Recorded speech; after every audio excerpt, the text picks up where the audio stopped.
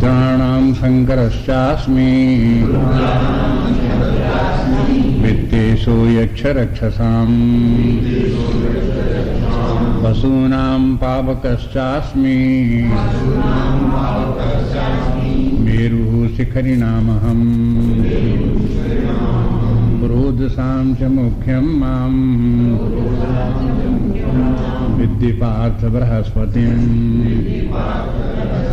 सेनानीमहं स्कन्दः सरसामस्मि सागरः महर्षीणां भृगुरहम् गिरामस्मि एकक्षरम्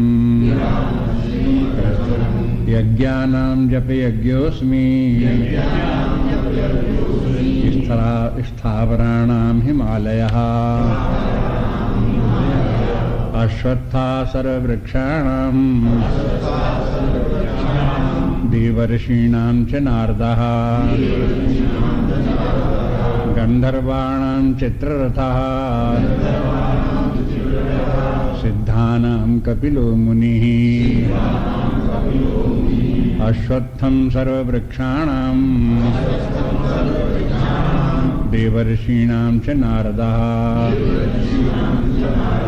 गन्धर्वाणां चित्ररथः सिद्धानां कपिलो मुनिः।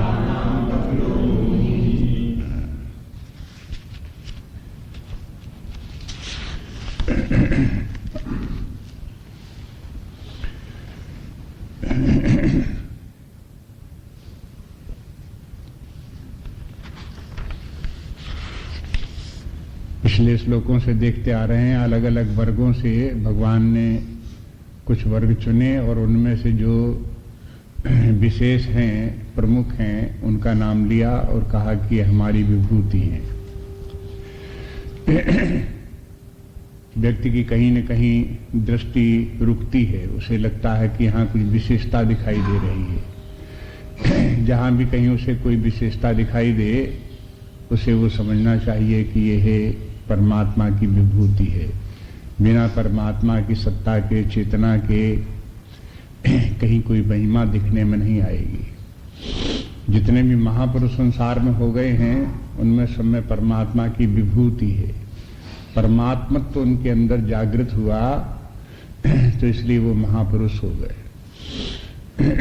जब कहीं किसी व्यक्ति ने कोई महान कार्य किया, तो उस कार्य में जो शक्ति जो थी वो परमात्मा की, वही शक्ति प्रकट हुई किसी में, तो उसने महाकार्य कर दिया। इसलिए नियम ये है कि महान बनने के लिए परमात्मा का आश्रय लेना चाहिए। परमात्मा ही महान है, उसका आश्रय लेने से वो जो परमात्मा चेतना, उसकी शक्ति अपने अंदर उद्भूत होती है, तो महानता आती ही है। व्यक्ति भी महान बनता है, उसके कार्य भी महान बनते हैं।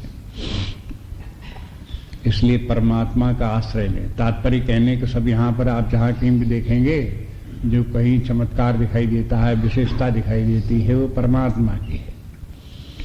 मनुष्य तो सब हैं, लेकिन अगर मनुष्यों में किसी मनुष्य में विशेषता दिखाई दे तो क्या बात है। किसी भी प्रकार की दिखाई दे, वीर दिखाई दे, कोई जो है वो हो सशक्त दिखाई दे, कोई विद्वान दिखाई दे, कोई उदार दिखाई दे, कोई व्यक्ति बहुत दानी दिखाई दे, ऐसे व्यक्ति में कहीं कोई विशेषता किसी भी प्रकार की दिखाई दे, तो क्या बात है, वो एक परमात्मा की ही है। जैसे बिजली के तमाम इंस्ट्रूमेंट लगे हुए हैं, पंखे लगे हुए हैं, बल्ब लगे हुए हैं, हीटर कूलर लगे हुए हैं। अगर आपको कहीं जो है वो हो, एक बल्ब बहुत रोशनी देता हुआ दिखाई दे, तो आप क्या ये थोड़ा कहोगे कि जो है बिना बिजली के इतना प्रकाश हो रहा है। उसमें बिजली की ही महिमा इतनी है जो उसमें इतना प्रकाश हो रहा है। अब बस ये है कि वो बल्ब भी इतना ऐसा है जिसमें कि उतनी बिजली प्रकट हो सकती है और प्रकाश दे सकती है। ऐसे ही व्यक्ति की महानता का ये है कि उसमें महानता परमात्मा की प्रकट होने के लिए अवसर होना चाहिए। तो परमात्मा सर्वत्र विद्यमान है, वो व्यक्ति में भी प्रकट होगा और व्यक्ति भी महान दिखाई देगा। लेकिन व्यक्ति का व्यक्तित्व वो स्वयं डल हो, तमोगुणी हो, कुंठित हो, अपने आप में संकीर्ण हो, तो फिर परमात्मा की विभूति उसमें होते हुए भी प्रकट कैसे हो, अधिक कैसे दिखाई दे। इसलिए जहां कहीं भी विभूति है उस परमात्मा की है, परमात्मा का आश्रय लेना चाहिए। इसी के साथ साथ बात यह है कि ये सब विभूतियां क्यों बताई जा रही हैं, अर्जुन ने क्यों पूछी हैं, उसका बराबर ध्यान रखो कि इन्हीं विभूतियों के द्वारा परमात्मा का स्मरण करना है। परमात्मा का स्मरण क्या करना है कि जहां कहीं कुछ विभूति है वो परमात्मा के कारण है। तो अगर कोई और विभूति हम चाहते हैं, अपने आप में चाहते हैं, अपने आसपास चाहते हैं, तो उस परमात्मा को ही इन्वोक करना चाहिए। इन्वोक के माने जागृत करो, हाँ? प्रकट करो, सशक्त करो, उसे प्रकट होने दो। ऐसा इन्वोकिंग परमात्मा की हो। सबके अंदर परमात्मा एक प्रकार से सुप्तावस्था में पड़ा हुआ, छिपा हुआ पड़ा हुआ है, हाँ? उसे उद्घाटित होने दो, प्रकट होने दो। इसके लिए प्रयास करो। बार बार जप के लिए इसीलिए कहते रहते हैं कि जप करते रहो। यज्ञानाम जप यज्ञोस्मि, हाँ? यज्ञों में मैं जप यज्ञ हूं। अब बताओ इससे बड़ी यज्ञ और कौन है, जिस जप में परमात्मा की सारी विभूति जप में प्रकट हो रही है। तो और यज्ञ करो, करो न करो न करो, लेकिन जप यज्ञ करो। और जब व्यक्तियों को दूसरी यज्ञ तो तब करनी पड़ती हैं जब वो व्यक्ति बेचारा जप यज्ञ कर नहीं सकता। जो जप यज्ञ कर सके उसे और यज्ञ करने की आवश्यकता नहीं है, क्योंकि जप यज्ञ जो है परमात्मा की विभूति है। और है भी ऐसा कि यद्यपि जप यज्ञ करने में सबसे आसान, हर्रा लगे न फिटकरी रंग चोखा आवे, न उसमें कहीं कोई घी की जरूरत, न कहीं लकड़ी की जरूरत, न कहीं आग की जरूरत, और जप कर रहे हैं, लेकिन वही सबसे कठिन है। क्यों कठिन है? क्योंकि सूक्ष्म है। स्थूल से सूक्ष्म कठिन होता है। सूक्ष्मता के माने क्या है? उसमें हाथ पैर नहीं चलाना है, लेकिन जवान को चलाना है, मन को चलाना है, बुद्धि को चलाना है। उन्हीं के द्वारा जप यज्ञ होगा। इसलिए ये जप यज्ञ जो है वो परमात्मा की विभूति है। तो विभूति है कि मैंने केवल इसलिए नहीं कि आपको जान गए जप जो लोग जप कर रहे हैं उनके जप में उनमें परमात्मा की विभूति है। अरे इसलिए है कि जप करो और परमात्मा की विभूति को अपने अंदर प्रकट होने दो। अब इतना पढ़ने के बाद में, सुनने के बाद में भगवान के भी कहने पर चेतना ना आवे तो इसके माने इंस्ट्रूमेंट कितना डल है, हाँ? इसके माने बुद्धि शरीर काम नहीं कर रहा है, कहने पर भी जो है उसके ऊपर प्रभाव नहीं पड़ रहा है। इसलिए जप करने की बात कहते हैं। इनमें सब में बहुत से आप देखोगे जो उदाहरण भगवान दे रहे हैं वो सब आध्यात्मिक बहुत से हैं। आध्यात्मिक मतलब ये कुछ तो भौतिक जैसे दिखाई देते, जैसे पर्वतों में मेरू पर्वत या हिमालय पर्वत। अरे लेकिन इनके पीछे भी आध्यात्मिकता सर्वत्र है। कहीं न कहीं कोई न कोई भाव आध्यात्मिकता का है, और कहीं कहीं तो आध्यात्मिक सूक्ष्म अंतर्निहित भाव हैं जिनको स्थूल कर दिया गया है। ऐसा लगता है कोई व्यक्ति हो गया है। जैसे कि आगे चल कर देखेंगे, देखो जैसे अश्वत्था सर्व वृक्षाणाम, सब वृक्षों में अश्वत्थ वृक्ष में हूं। और अश्वत्थ वृक्ष में के माने पीपल का पेड़। पीपल का पेड़ भगवान की विभूति है। मूले ब्रह्मा, हाँ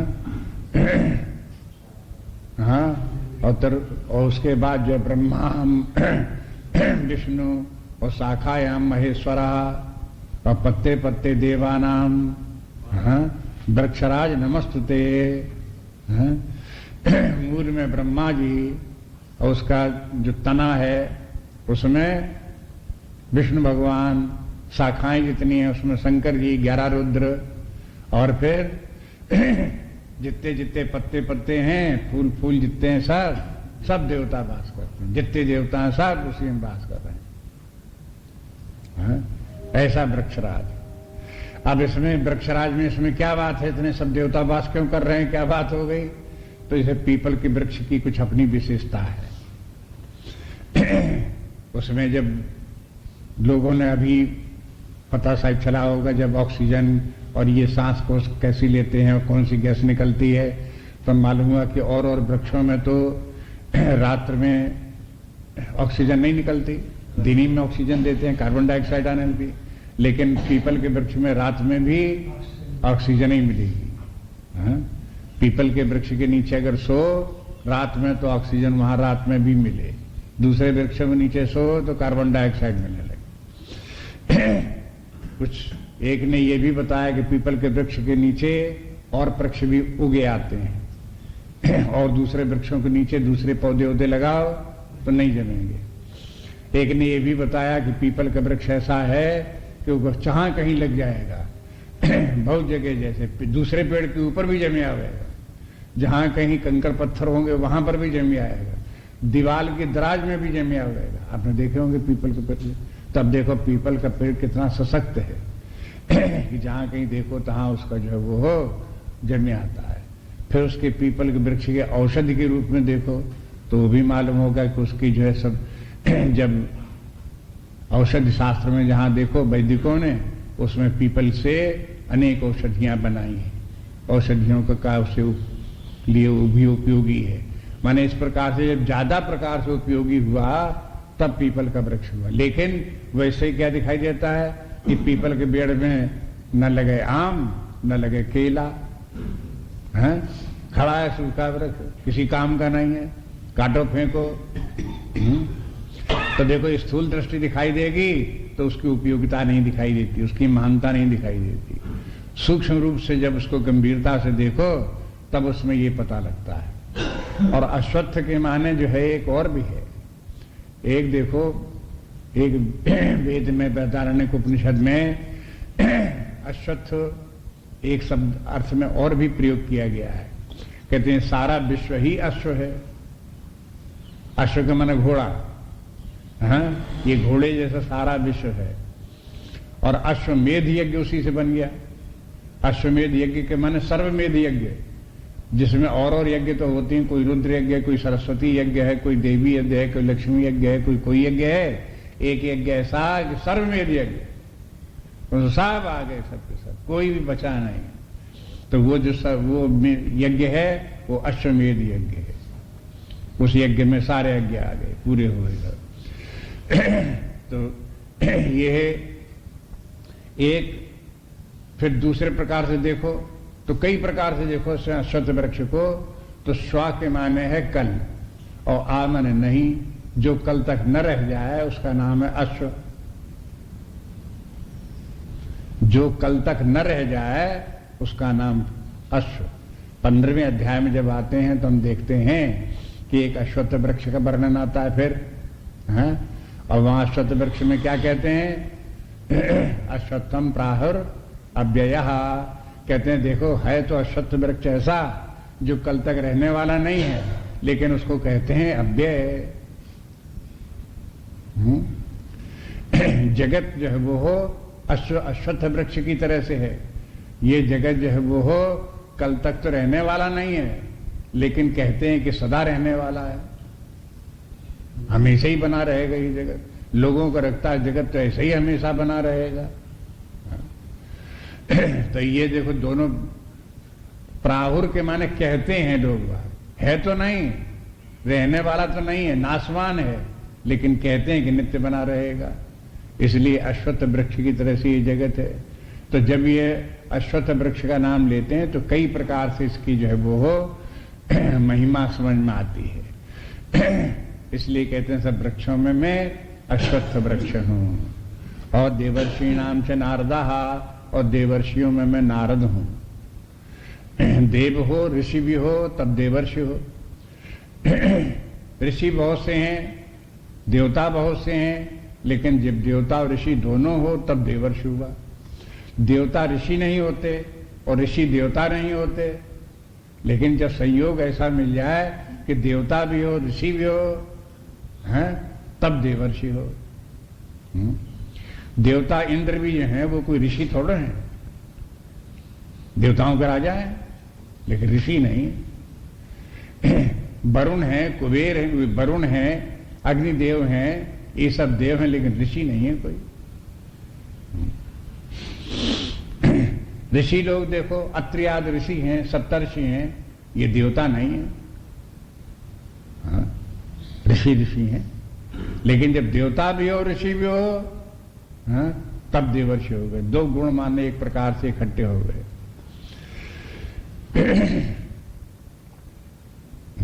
तो ये देवर्षियों में से नारद हैं। अभी देवर्षि नारद कैसे हैं, आपको देखो, ध्यान दो तो थोड़ा समझ में आवेगा कि हमारी इंद्रियों में देवताओं का वास भी है और ऋषियों का वास भी है। देवताओं का वास तो प्रारंभ में बता दिया जाता है कि देखो, नेत्र में सूर्य देवता है, कर्ण में दिग् देवता है, नासिका में अश्विनी कुमार, ऐसे करके देवताओं के नाम गिना देते हैं कि ये सब देवता है। देखो, सब इंद्रियों में, अपनी इंद्रियों में सब जगह ये वास कर रहे हैं। लेकिन इंद्रियों में ऋषि भी हैं। देवता तो द्योतन करने की शक्ति है, और उनमें जो देखने की सामर्थ्य है, ग्रहण करने की सामर्थ्य है, जैसे आंखों से दिखाई देने लगा, तो दिखाई देने की सामर्थ्य ऋषि है। कान से सुनाई देने की सामर्थ्य जो है वो सामर्थ्य देने वाला देवता है, लेकिन वो सामर्थ्य, विशेष प्रकार की जो सामर्थ्य है, वो ऋषि है। इस प्रकार से अपने अपने अंदर ऋषि भी हैं। तो ये इंद्रियां असल में देखो तो देवता भी हैं, ऋषि भी हैं। अलग अलग जितने भी इंद्रियां हैं वो सब अलग अलग देवता और अलग अलग ऋषि हैं। लेकिन इन सब में जितने भी ये सब इंद्रियां जितनी हैं, उनमें सब में महर्षि हैं, सब में देवर्षि हैं। लेकिन सब देवर्षियों में से एक देवर्षि है नारद।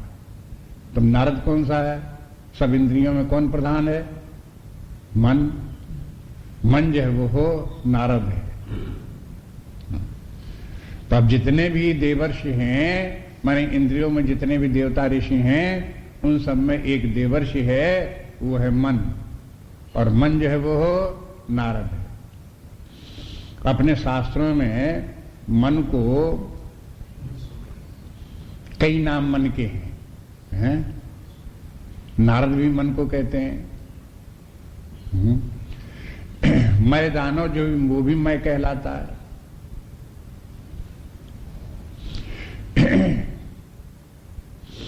मैं दानो जो है वो हो तब मैं कहलाता है जबकि अहंकारी हो और दूसरे को पीड़ा पहुंचाने वाला हो। दानवी प्रवृत्ति जब मन की हो तब वो मैं दानव कहलाता है। मैं भी और कुछ नहीं है। कोई दानव नाम का कोई कहीं घूम नहीं रहा था, कहीं कोई इतिहास में इस प्रकार का हो, कोई व्यक्ति रहा हो। ये मन ही उस समय मैं दानव है जब जो ये दैत्य का कार्य करता है। और जब दैत्य का कार्य न करके मन केवल इंद्रिय भोगों में ही लगा होता है, इंद्रिय भोग चाहता रहता है, उनको इकट्ठा करता रहता है, भोगता रहता है, तब वो मन कहलाता है इंद्र, इंद्रियों का राजा। बस और कुछ नहीं, इंद्रियों का राजा इंद्र। इंद्रियों का राजा के मन इंद्रियों से भोग प्राप्त हो, मन उन भोगों को प्राप्त करे, तो बस उनका सब जैसे इंद्रियों से प्राप्त होकर के मन, वो भोग सब मन तक पहुंचते हैं। तो मन हो गया इंद्र। और जब ये अपना मन परमात्मा में लग जाए, परमात्मा के ज्ञान में, भक्ति में, और उसी का प्रचार करने लगे, तब वो हो गया मन नारद।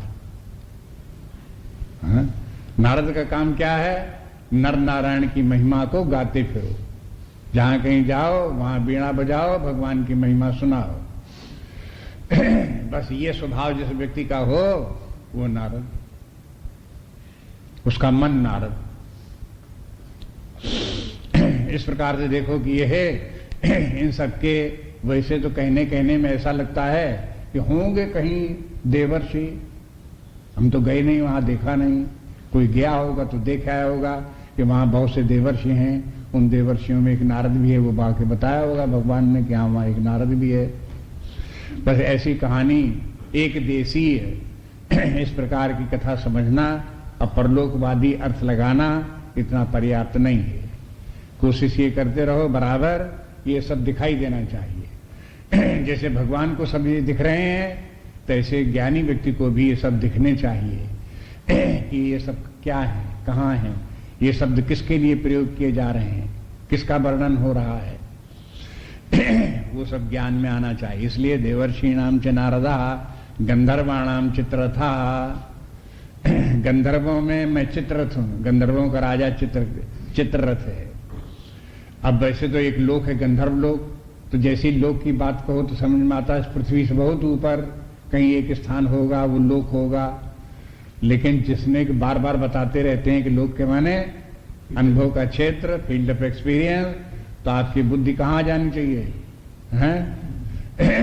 वहां पर देखो कि एक जो संगीत प्रिय लोग हैं वो गंधर्व हैं, जो संगीत ही सुनते रहते हैं, संगीत ही सुनाते रहते हैं, संगीत में ही रमण करने वाले हैं, उसी का आनंद लेने वाले हैं, वे लोग जो हैं वो वर्ग व्यक्तियों का गंधर्व है। इसीलिए आप देखोगे कि जो संगीत विद्यालय होते हैं उन विद्यालयों के क्या नाम होते हैं? गंधर्व विद्यालय। उनको डिग्री दी जाती है तो उनके भी नाम गंधर्व पर होती हैं। तो इसके माने ये जो है जितनी संगीत विद्या और उस संगीत विद्या में पारंगत जितने लोग हैं वे सब गंधर्व लोग हैं, गंधर्व। और फिर उनमें से जो कोई ज्यादा संगीतज्ञ हो, संगीत भी जानता हो, नृत्य भी जानता हो, हाव भाव भी जानता हो और कलाएं भी जानता हो, तब उसको बोलेंगे चित्ररथ। चित्रकला भी जानता हो। ये भी सब कलाएं जितनी हैं उन सब कलाओं में जो पारंगत हो, तब वो अब एक एक कला में तो होते हैं, कोई चित्र बनाएगा तो नाच नहीं आवेगा, नाच आवेगा तो गा नहीं आवेगा, गा आवेगा तो बजा नहीं आवेगा, इस प्रकार का होता है। एक ही में अभ्यास कर पाता है व्यक्ति। लेकिन अगर ऐसा विशेष उसकी प्रतिभा संपन्न हो कि सब कलाओं में पारंगत हो जाए, सभी आती हों, तो फिर वो चित्ररथ के समान भगवान की विभूति हो गया।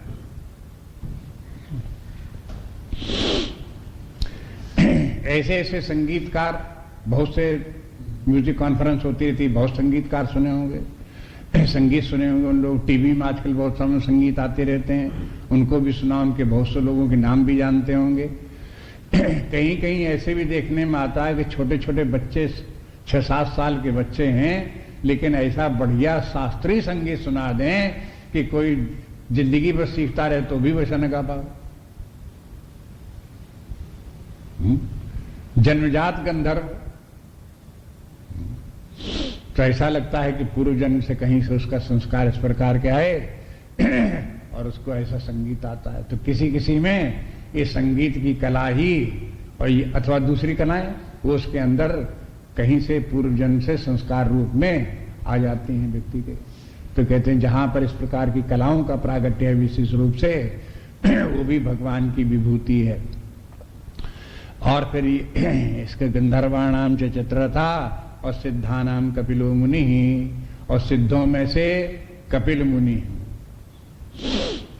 कपिल मुनि का भी आप जानते हो, जो रामचरितमानस में तुलसीदास जी ने उनका परिचय बता दिया कि कर्दम और देवहूति, ये जो दोनों ने जो है ये है, इनके गर्भ से जो पुत्र उत्पन्न हुआ उनका नाम था कपिल। कर्दम और देवहूति ये सब मनु महाराज के वंश में सब पैदा हुए। जहां मनु महाराज के वंश का वर्णन है वही इनका बता दिया। और इनके कपिल जो हैं सांख्य शास्त्र जही प्रगट बखाना, इन्होंने सांख्य शास्त्र तो आदिकाल से चला आ रहा था लेकिन लोग भूल गए थे। लेकिन कपिल मुनि जब इनका अवतार हुआ तो इन्होंने सांख्य शास्त्र को प्रकट किया। अब ये कपिल मुनि की विशेषता ये थी कि ये जन्म से ही सिद्ध थे। जब पैदा हुए तो ही इनको सिद्धि प्राप्त थी। जब जरा से बड़े हुए तब वो सब शास्त्र की बातें सब सुनाने लगे, बताने लगे, लोगों को उपदेश देने लगे, समझाने लगे, उसके जितने सिद्धांत सबके सामने रखने लगे। और वो बताया कि देखो यह सांख्य शास्त्र का जो अभ्यास करेगा, इसको सीखेगा, वो व्यक्ति मुक्त हो जाएगा।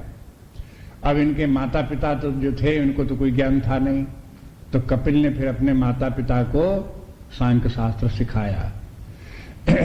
कपिल तो बैठे ऊंचे आसन के ऊपर और उनके माता पिता बैठे नीचे आसन पर, और उन्होंने उनसे कपिल से ही देखो ये अध्यात्म विद्या ऐसी विद्या है कि कहां किससे किसको प्राप्त होती है, अनेक प्रकार के उदाहरण है।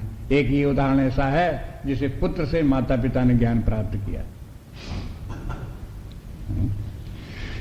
कहीं एक भाई ने दूसरे भाई से प्राप्त किया, कहीं एक पिता इसने, कहीं एक पति ने अपनी पत्नी से ज्ञान प्राप्त किया, कहीं किसी पत्नी ने अपने पति से ज्ञान प्राप्त किया। इस प्रकार के तमाम संबंधों वाले हैं। फिर कहीं किसी मित्र ने मित्र से ज्ञान प्राप्त किया, और ऐसे तो तमाम उदाहरण हैं जहां अपरिचित लोग हैं, तो एक शिष्य है एक गुरु है, वो मिल गए तो गुरु ने शिष्य को ज्ञान दिया, उनको तो कहने क्या, ऐसे तमाम ज्ञान। इस प्रकार से आप देखते हैं कि यहां पर एक उदाहरण इस प्रकार का है जहां पुत्र ने अपने माता पिता को भी ज्ञान दिया, और माता पिता ने श्रद्धापूर्वक उस ज्ञान को स्वीकार किया, सीखा उनसे। तो ये कपिल मुनि इस प्रकार। सिद्धा नाम के माने, सिद्ध के माने क्या है? वैसे सिद्ध के माने लगाएंगे जो परमात्मा की जिसे प्राप्ति हो, ज्ञान प्राप्त हो, मुक्त हो, उसे सिद्ध कहते हैं। लेकिन गीता में सिद्ध शब्द जो है वो हो चित्त शुद्ध के लिए प्रयोग किया गया है प्रायः। जिनका कि चित्त शुद्ध है, सत्वगुणी है व्यक्ति, उनको सिद्ध कहते हैं। सिद्ध के माने ये है कि जो व्यक्ति अपनी आंतरिक विकास उसका इतना हुआ हो कि व्यवहार काल में अनुकूल प्रतिकूल परिस्थितियों में मन डावाडोल न हो और हर स्थिति में वो शांत बना रह सके, उद्विग्न न हो, ऐसे व्यक्ति को सिद्ध कहते हैं। देखो सिद्ध की अपनी परिभाषा है और उसकी पहचान है। अगर अनुकूल स्थिति में प्रसन्न हो गया, प्रतिकूल परिस्थिति में जो है दुखी हो गया, तो फिर वो सिद्ध नहीं है, असिद्धि का लक्षण। अगर कोई घटना घट गई उसमें मन अशांत हो गया, तो इसके माने वो सिद्ध नहीं। अब ये सिद्धि कैसे आवे, उसके लिए साधनाएं, निष्काम कर्मयोग इत्यादि सिद्धियां हैं। ज्ञान से भी, भक्ति से भी, इनसे सबसे ये सिद्धि प्राप्त होती है। जिनको ऐसी स्थिति आ जाती है वो सिद्ध हो जाते हैं। तो ऐसे सिद्ध पुरुषों में से, ऐसे सिद्ध पुरुष, अन्य सिद्ध पुरुष कैसे हैं कि वो जन्म से तो सिद्ध नहीं थे, लेकिन साधना की तो बाद में सिद्ध हो गए।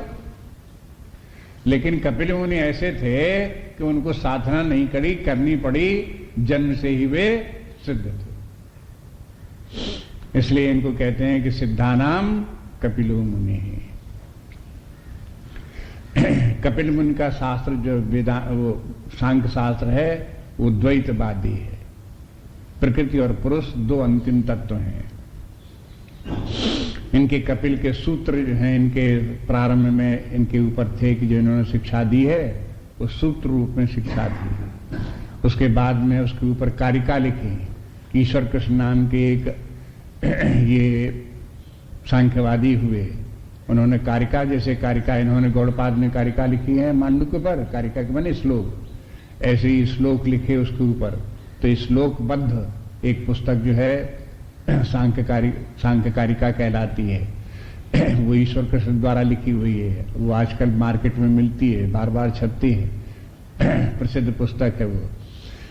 तो सांख्य शास्त्र जिनको अध्ययन करना हो, ईश्वर कृष्ण की सांख्य कारिका पढ़े। और फिर सांख्य शास्त्र आगे चल करके, ये भी प्राचीन ग्रंथ है, उसके बाद में एक सांख्य आया जिसको कि कहते हैं ईश्वरवादी सांख्य। इनका जो कपिल का जो सांख्य शास्त्र था वो निरीश्वरवादी था। अब देखो, भगवान एक निरीश्वरवादी कपिल को भी कहते हैं ये मेरी विभूति है। कपिल तो ये कहते हैं कि ईश्वर का नाम ही नहीं लेते, वो पुरुष और प्रकृति का नाम लेते हैं।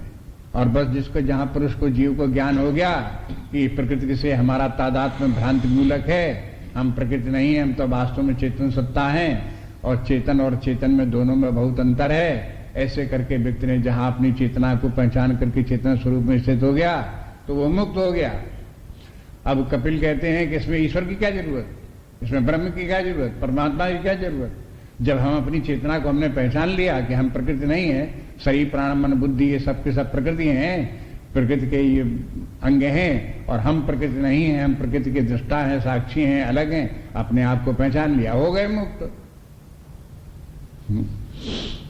न ब्रह्म की जरूरत, न ईश्वर की जरूरत, न कहीं किसी की कृपा की जरूरत, नहीं कोई कुछ जरूरत, इस प्रकार के बोलते हैं।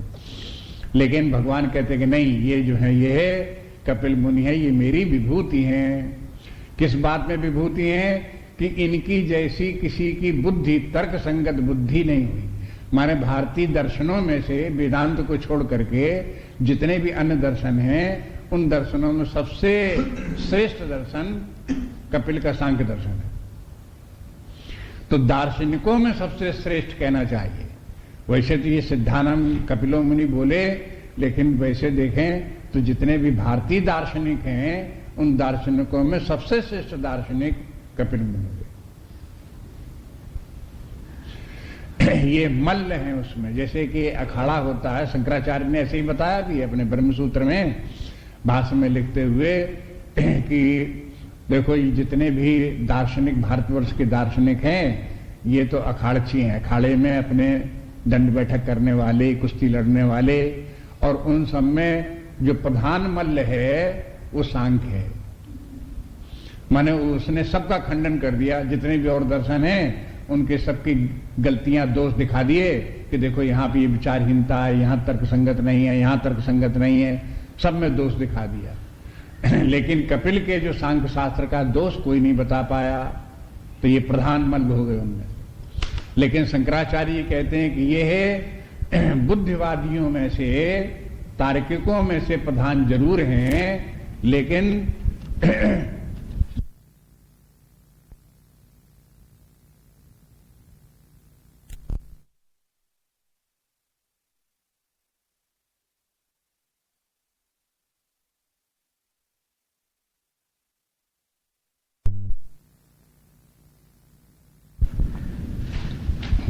उसमें भी दोष दिखा दिए।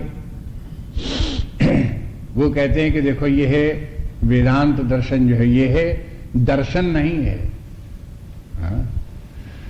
यह कोई मत नहीं है, ये सांख्य दर्शन जो है वो हो सिद्धांत है, तत्वबोध है, आत्मानुभूति है, मिस्टिसिज्म है। पश्चिम में ये कहते हैं कि वेदांत जो है it is not a philosophy but mysticism.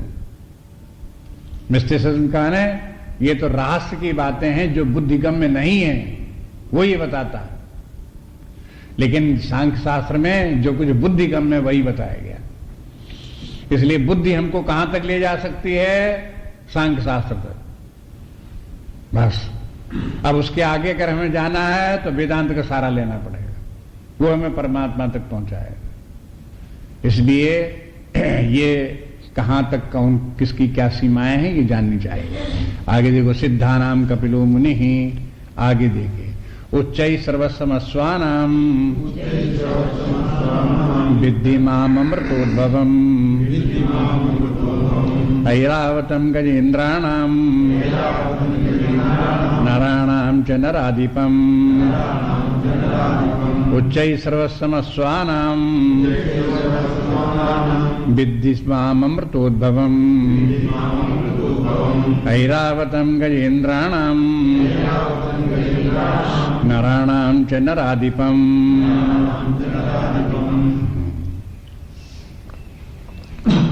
उच्चै सर्वसम नाम, उच्चै सर्वा घोड़ा कहते हैं, उच्चै सर्वसम।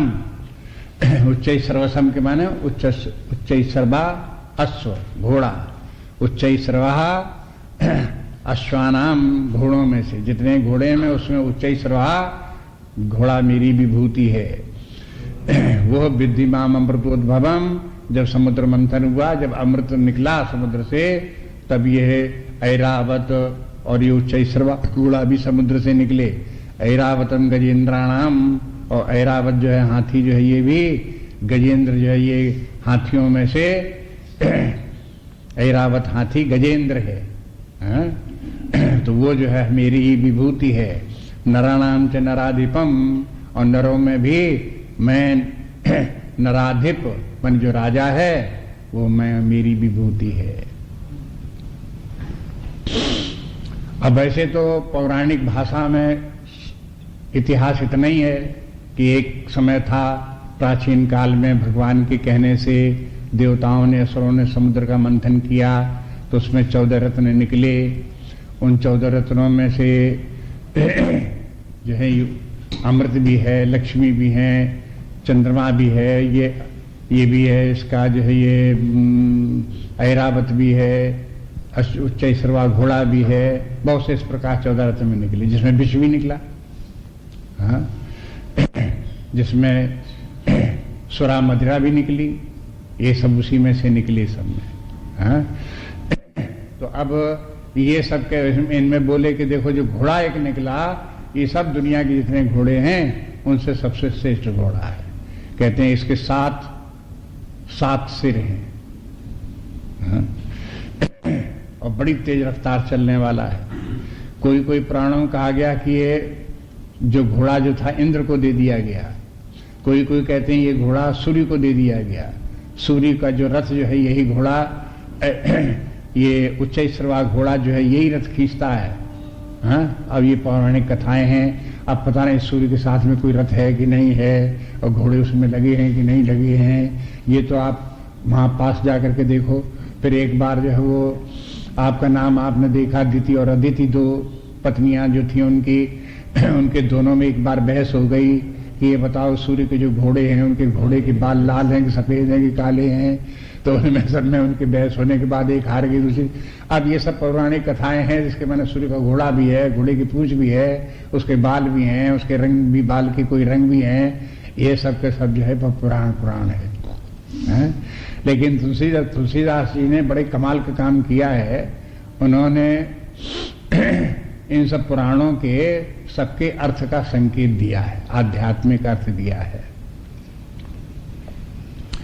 एक जगह एक दोहे में कहीं कहते हैं कि देखो ये संत लोग और जो असंत हैं उनका विभाजन कर दिया। जैसे समुद्र का मंथन करने से अमृत आदि की उत्पत्ति हुई और सुरादि की उत्पत्ति हुई, 2 प्रकार के वर्ग हो गए। इसी प्रकार से इस समुद्र में, इस संसार रूपी समुद्र में जो मनुष्य पैदा हुए, उन मनुष्यों में कुछ संत हैं, कुछ असंत हैं। जो संत हैं वो जैसे समुद्र मंथन से निकले हुए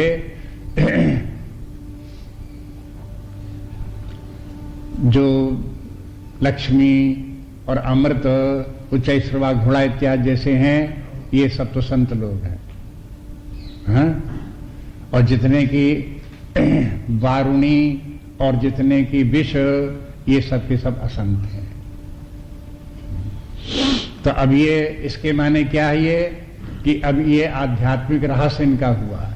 मैंने जिनके कि मनुष्यों में ही जो मनुष्य जो है वो हो, कुछ घोड़े की तरह से होंगे, कुछ हाथी की तरह से होंगे, उनके जो लक्षण होंगे उनमें जो विशेषता होगी वो भगवान की विभूति है।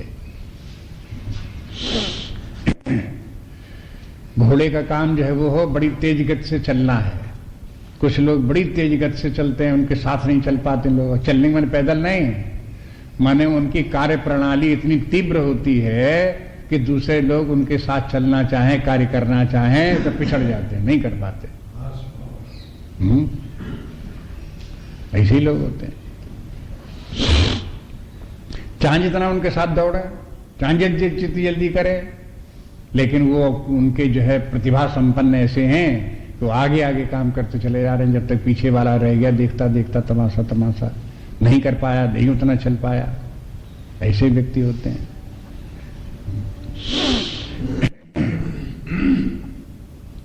तेजस्वी होते हैं। ऐसे कुछ लोग ये कहते हैं कि देखो सूर्य के जो 7 रंग हैं वही 7 घोड़े हैं, उच्चैश्रवा के 7 सिर हैं।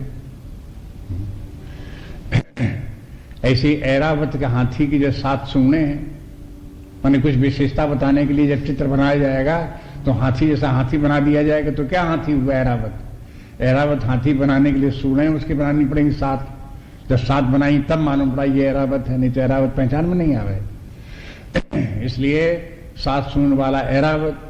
अब ऐरावत हाथी भी इंद्र का हाथी, इंद्र की सवारी वो। तो अब ये सब के सब इनको ढूंढो, पता लगाओ, तो आपको धीरे धीरे पता चलेगा कि ये सब के सब इनका रहस्य क्या है। ऐसे ऐरावतम गजेंद्राणाम नराणाम च नराधिपम।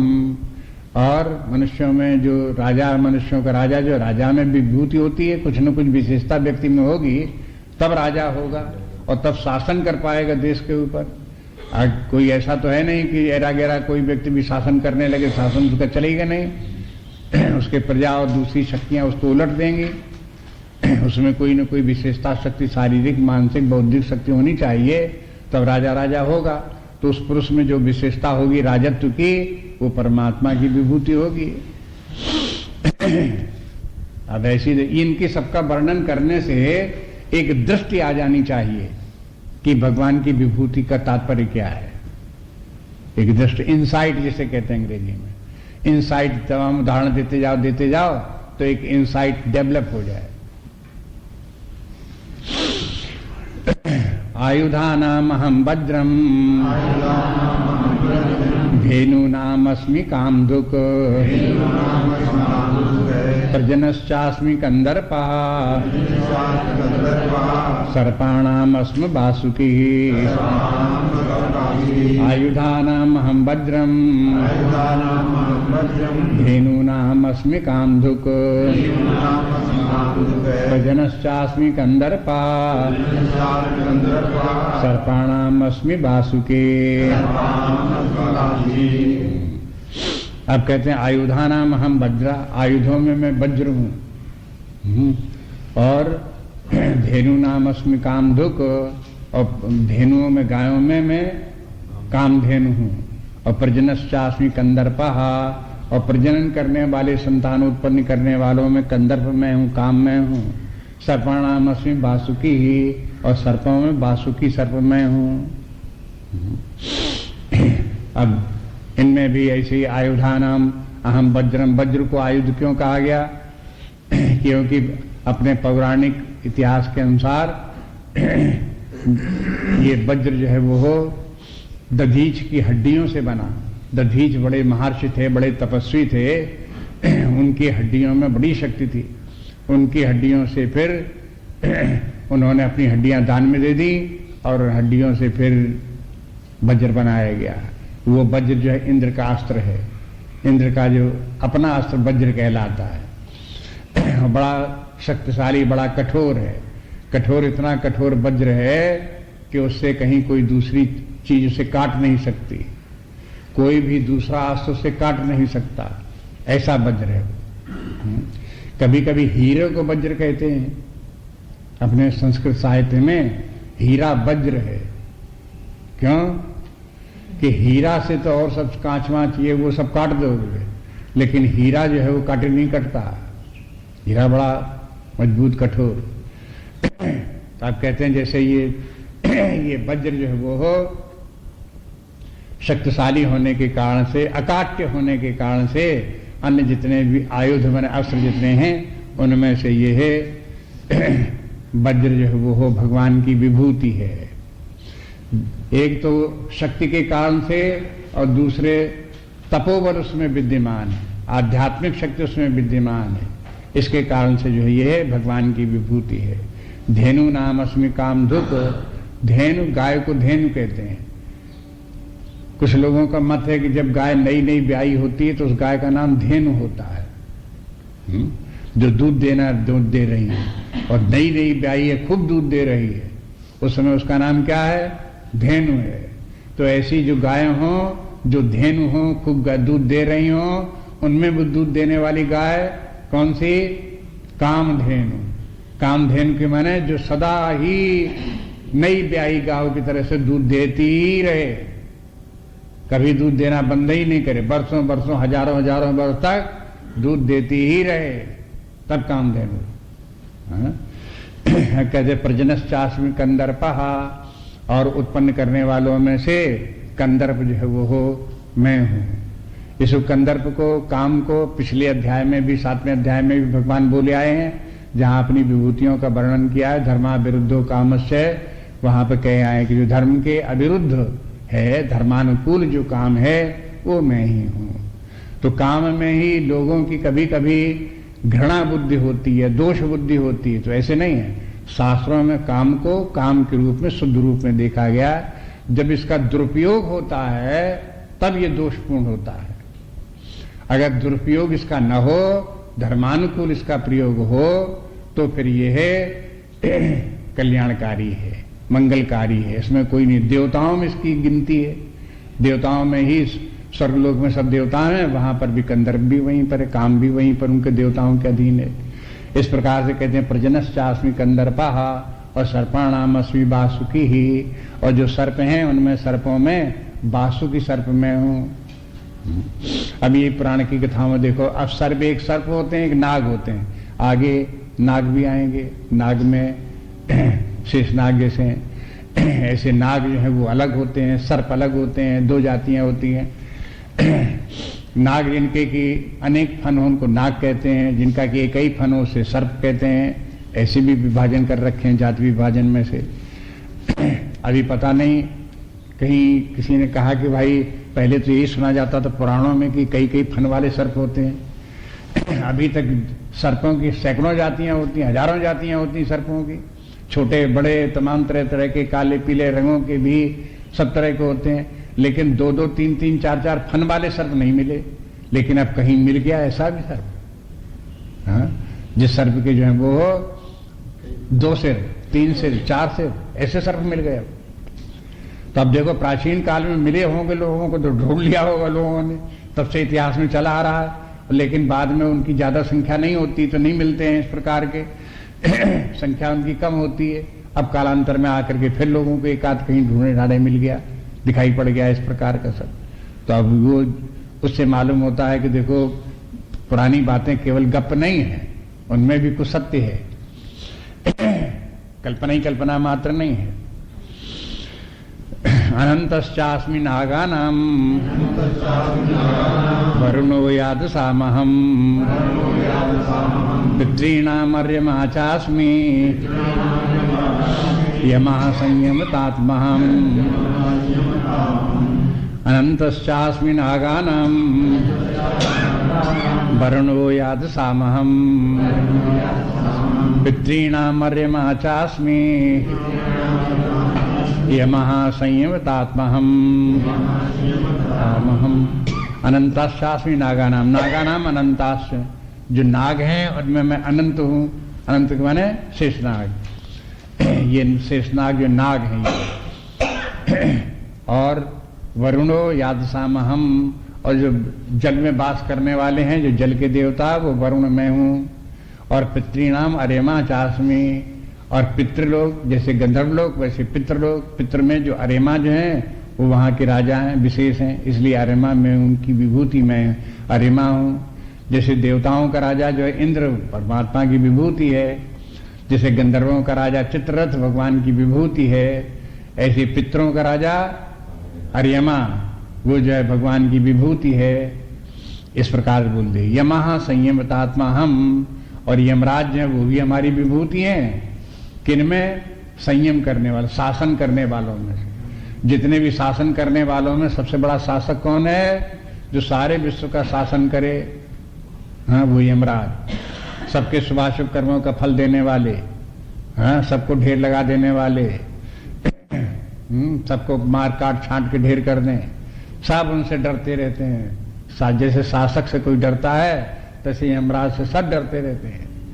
ऐसे कठोर शासक यमराज, बड़ा सबके ऊपर शासन रखने वाले, तो कहते वो जो यमराज जो है वो मेरे ही रूप हैं।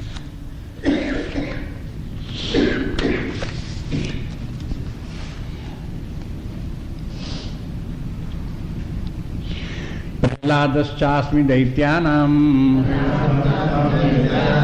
कालः कलयतामहम् मृगाणां च मृगेन्दोऽहम् वैनते यस्य पक्षिणां प्रह्लादश्चास्मि दैत्यानां कालः कलयतामहम् मृगाणां च मृगेन्दोऽहम् वैनते यस्य पक्षिणां प्रह्लादश्चास्मि दैत्यानाम। दैत्य वंश में प्रहलाद पैदा हुआ। ये प्रहलाद भगवान कहते हैं मेरी विभूति है। काला कलयतामहम्, और जो खटखट खटखट गिनते ही रहा है, हमेशा गिनता ही रहा है। तो गिनती करने वालों में से सबसे बड़ा गिनती गणना करने वाला कौन? काल। कहते वो मैं ही हूँ।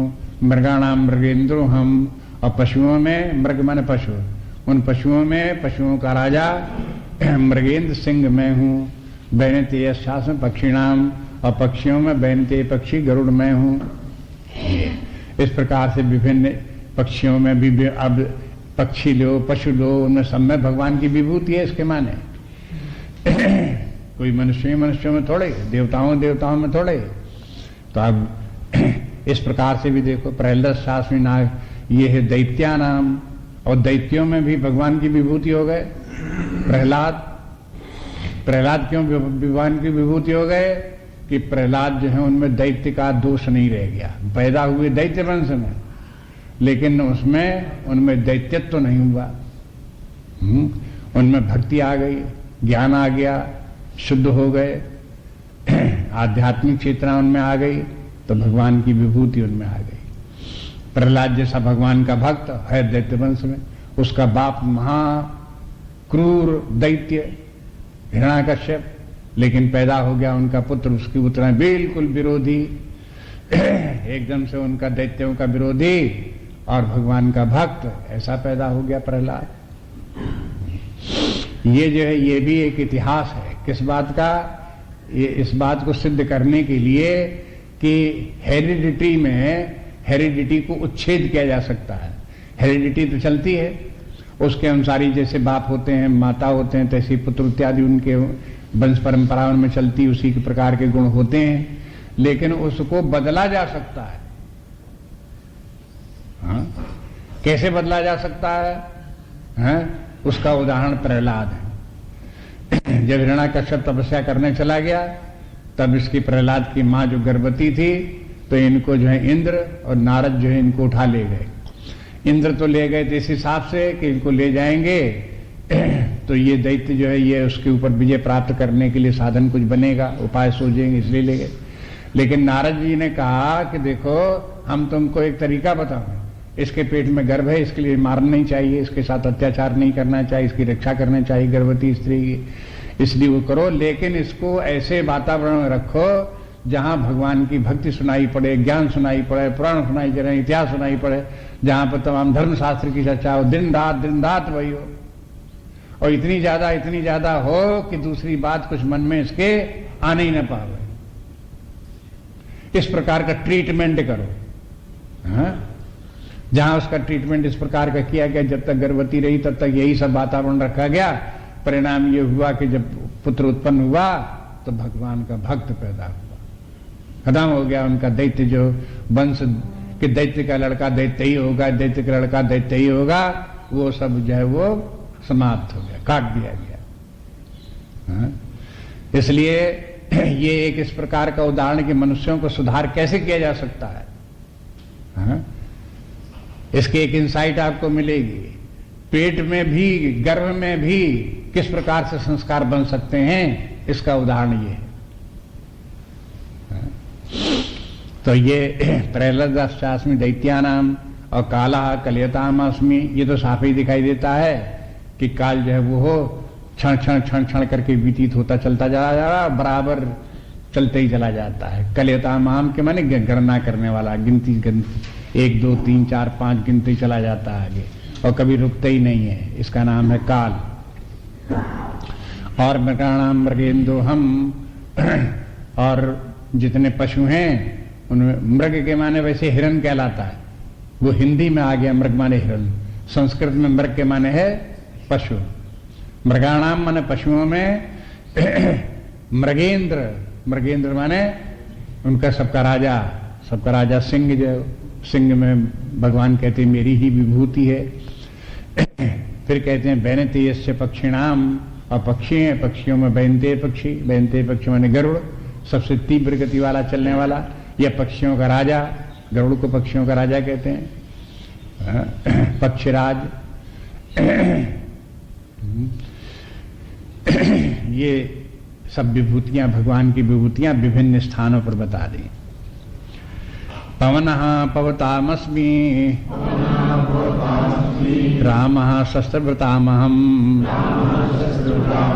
वृषाणां मकरश्चास्मि श्रुतसामस्मि जाह्नवी। पवनः पवतामस्मि रामः शस्त्रभृतामहम् वृषाणां मकरश्चास्मि श्रुतसामस्मि जाह्नवी। पवना पवतामस्मि, पवताम माने पवित्र करना, पवित्र से बना पविताम, पवित्र करना। पवताम जो पवित्र करने वाले हैं, उनमें सब में कौन सा पवित्र करने वाला है कि पवन। पवन अपने आप ही पवित्र करने में लगा रहता है। वो बराबर जहां कहीं भी अशुद्धि होगी, अपवित्रता होगी, अगर वायु को वहां से निकलने के लिए, पास ऑन होने करने के लिए रास्ता मिले, तो साफ सफाई करता चला जाएगा, शुद्धता करता चला जाएगा सब जगह। जहां कहीं कहीं स्थान पर आपको बदबू भी मिल रही हो, कहीं खेत में कहीं मर गया कोई पशु पड़ा हुआ, दुर्गंध आ रही है, तो पवन देव क्या कर रहे हैं, उस दुर्गंध को ले करके आगे बढ़ते चले जा रहे हैं। कुछ दिनों में देखोगे 2-4 दिन 6 दिन में वो सफाई कर देंगे और दुर्गंध खत्म हो जाएगी वहां। हो गया साफ वहां। अब ऐसे दिन रात सफाई करने में लगा रहे, दिन रात सफाई करने लगा, कौन मिलेगा आपको ऐसे पवन के समान। तो कहते पवित्र करने वालों में सबसे ज्यादा पवित्र करने वाला जो है ये है पवन है। पवतामस्मि रामः शस्त्रभृतामहम्, ये पवन भगवान कहते हैं ये हमारी विभूति है। और ऐसे ही कहते हैं रामः शस्त्रभृतामहम्, और जो शस्त्रधारी हैं उनमें राम जो है मेरी ही विभूति है। हम भगवान राम भी अवतार हैं, भगवान के अवतार हैं, अवतार भी सब विभूतियां होती हैं, लेकिन भगवान राम को यहाँ याद करते हैं शस्त्रभृताम, शस्त्रधारियों में से। आप देखोगे भगवान की जहां कहीं चित्र होगा धनुष बाण जरूर होगा। हाँ, धनुष बाणधारी भगवान राम। कृष्ण जी होंगे वो तो मुरली उरली धारण किए हों, चक्र धारण किए हों, कुछ भी हो, लेकिन भगवान राम हमेशा धनुष बाण धारण किए होंगे। वन में गए तो भी धनुष बाण धारण किए, सो रहे हैं तो भी धनुष बाण लिए हुए, कहीं जा रहे हैं कहीं कुछ कर रहे हैं, धनुष बाण धारण किए। धनुष हमेशा उनके साथ। ऐसा धनुष बाण धारण करने वाला जो हमेशा धारण किए रहे नहीं मिलेगा। लेकिन तुलसीदास ने बताया कि भगवान राम का धनुष बाण क्या है मालूम है? लंका कांड पढ़ो, उसके शुरू में मंगलाचरण के बाद ही तुलसीदास ने बता दिया कि अब लंका कांड में भगवान के धनुष बाण चलेंगे, तो यही समझ लो। काल जास को दंड, काल जो है भगवान का धनुष है। लौ निमेष परमाणु क्षण, ये सब क्या है? जिसके बाण हैं। क्षण क्षण क्षण क्षण व्यतीत होता जा रहा है, क्या है? भगवान राम के बाण चल रहे हैं। धनुष क्या क्या है? काल, वही धनुष। बस यही धनुष बाण भगवान के। इसलिए कहते रामः शस्त्रभृतामहम्, शस्त्रधारियों में से भगवान राम में हूं। भगवान राम के शस्त्रधारियों में वैसे अगर योद्धा के रूप में भी उनको देखो तो सबसे बड़ी विशेषता उनकी ये है कि उनके बाण एक तो लक्ष्य से कभी चूकते नहीं, अमोघ बाण है। और दूसरी बात यह कि उनके तर्कस के बाण कभी खत्म नहीं होते। दो बातें जो है उनके बाणों में विशेष। ऐसा नहीं कि एक बाण मार दिया, 2 बाण मारे, तर्कस खा ली, अब खड़े हैं, कारतूस है खत्म, है ऐसे नहीं। अब वो सब उनके उसके तर्कस में बाण अक्षय तूण, माने जिसमें बाण निकलते ही आएंगे, जितने बाण निकाले उतने उसमें पैदा होते जाएंगे। तब ऐसे तर्कस तो नहीं हो सकता ऐसा। हाँ, बाण लेकिन